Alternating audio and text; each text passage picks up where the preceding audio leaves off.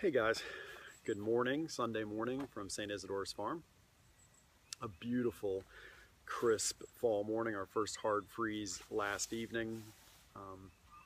So wanted to try and get back to this series, keep things going. So this is welcome back, and welcome to the two new subscribers to the channel. This is the 7th video in the series on Successful Fathers by James B. Stinson.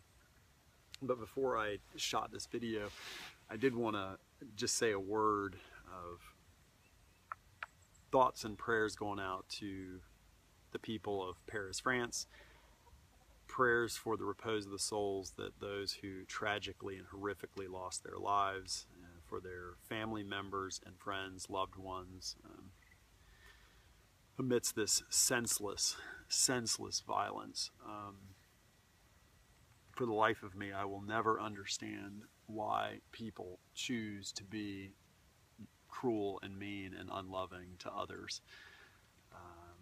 For whatever their ideology or thoughts, I don't know, it's just one of those things that I have very little patience and get very frustrated with is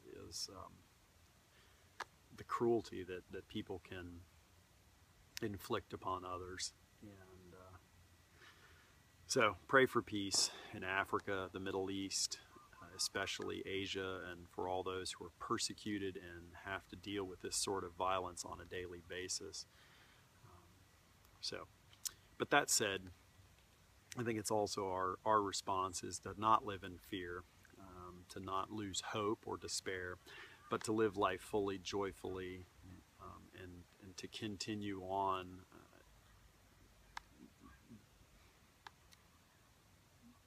live life to the fullest. As Saint Irenaeus again said, you know, the glory of God is man fully alive, and so to take advantage of and enjoy the freedoms, especially in this country, that we have, and that most of us will spend our days without real fear of this kind of terror and persecution. So now on to the perhaps not mundane, but matters of this book. This is going to be a chapter on, or I should not say a chapter, a section on discipline. So I know there are lots of thoughts and people share different views on how to discipline children, and there is certainly a spectrum of views on it, from those who perhaps might be overly severe and harsh to those who are very lax and do almost no discipline at all. My sense would be certainly to strike a balance somewhere in the middle between extremes. More on that. Let's get to I'll read this and then add some thoughts. Number 7. Successful fathers see discipline not as punishment or mere behavior control, but rather as a means of building the children's self-control, their own self-control. They see that no is also a loving word.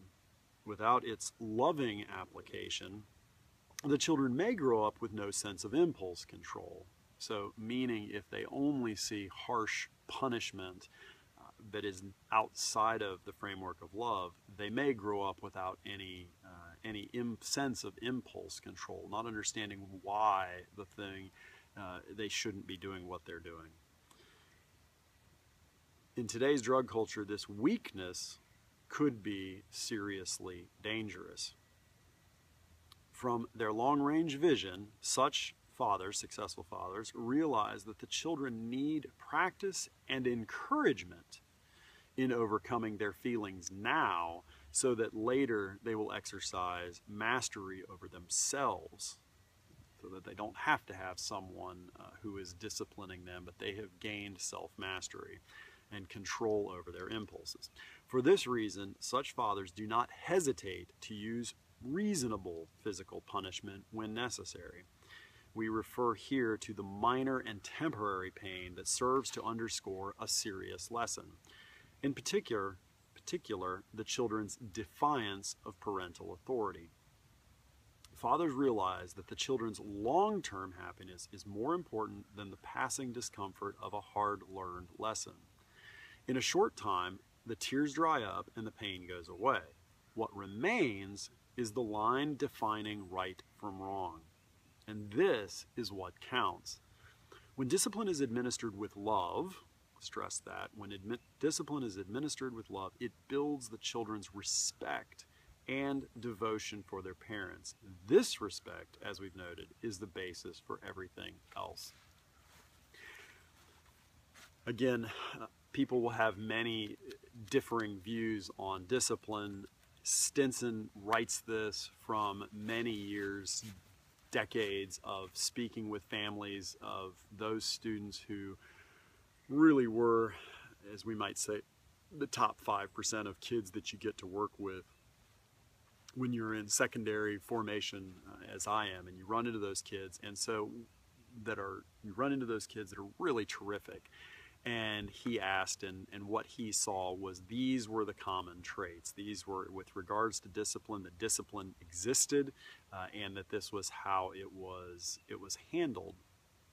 My thoughts on this are a couple of things, and perhaps the biggest one, and is sometimes a bit of a shocker to me, is our own self-control in giving or administering discipline to our children.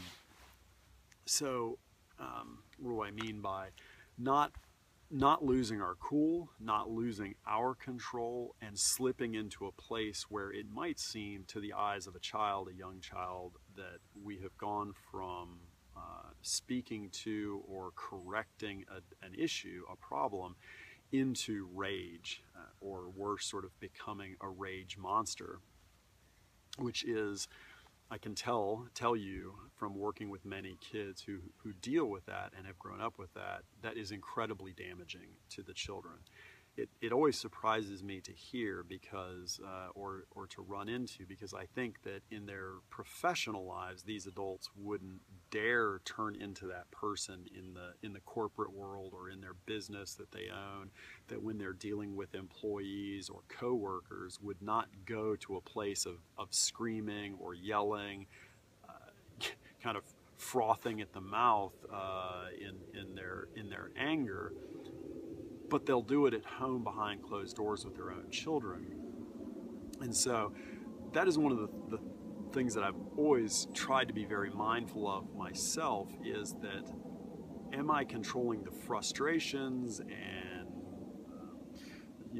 my own tiredness, angers about something else?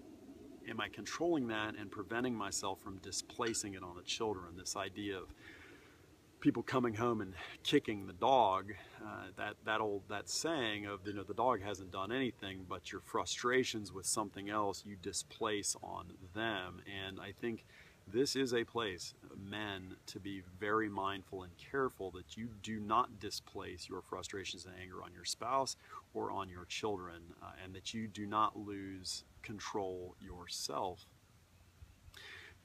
Stinson points out and says it repeatedly, that this discipline must be meted out in love, and I think that from a calm place that is reasoned and rational, and that we have clearly expressed expectations around behavior or things that our children are supposed to do, and that we correct them lovingly when they fail to meet those expectations.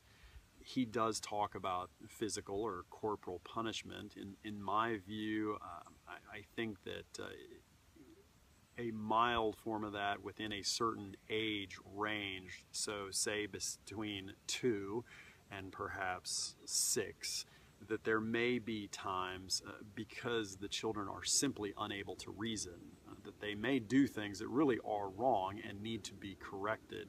And so a swat on the rear end that sort of doesn't sting any worse than it might if you swatted yourself on the leg, but gets their attention.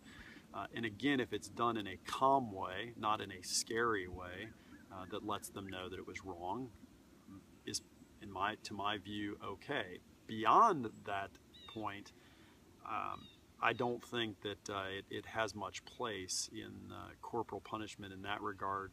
Once the children get older, again, that's my personal view. I think that to have a conversation with your children that is calm, that perhaps the discipline leads to something that takes away their freedoms, but more importantly, more often, I think to have them write something or to have to sit down and put to words why what they did was a failure in some way of virtue, or a failure to meet expectations, a failure of charity, of loving perhaps you or your spouse or their siblings or someone else, and that they have to think through that and articulate it, put it down in words, is far more helpful than, in some ways, again, to shape their mind and their own understanding of why they need self-mastery and control over their impulses, more so than at, say, 8 or 9, 10 years old to spank or paddle.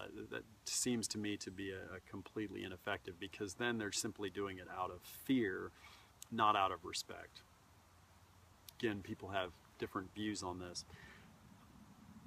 I will say that there also one other thing that I want to on this point is humility around our own failings, and so to be mindful of those times when perhaps we were tired, we were frustrated, and our response to our children's failure, in whatever way, went perhaps over the line, and to humbly be able to go back to our children, which I've had to do on occasion, and apologize to them and say, I'm really sorry. I was tired, I was frustrated, I didn't mean to yell or to lose my temper in that situation. Doesn't mean that what they did was not wrong, it still was.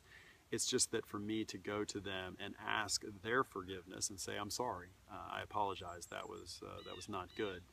That, I think, is also very, very important in the formation of children, that they need to see lived out in us, especially as fathers, our willingness and ability to acknowledge and admit our own mistakes, even to them. So that's it. Much could be said about discipline. Again, this is a video that could go on for 30 minutes or an hour and talk about lots of different aspects of it, but I will end with just say discipline is necessary. We all need to learn that we've made mistakes and we need to face those, and that oftentimes there are consequences, because there will be consequences in life when we make mistakes, and there will be punishments in life when we make mistakes. Sometimes when we make mistakes, the punishments are going to be severe or costly. And so if we're able to, at a younger age, form in our children to be virtuous and to meet expectations in a good way, well, then that would be fantastic, right? To form them well so that they don't have to learn from mistakes later in life. So, but do it in love. Always do it in love. If I can just stress this enough, that when the time comes to discipline your children, do it calmly, do it firmly, but do it lovingly, and let them know that you are, the reason you are doing this is because you love them, and it's because of the person you see them becoming that you want them to become. So that's it. Hope this was a helpful video. If you liked it, I guess hit a thumbs up at the bottom, comments. I appreciate when people add and make a few comments, and certainly subscribe to the channel if you'd like to see more. So happy Sunday, and God bless everyone. Goodbye from St. Isidore's Farm.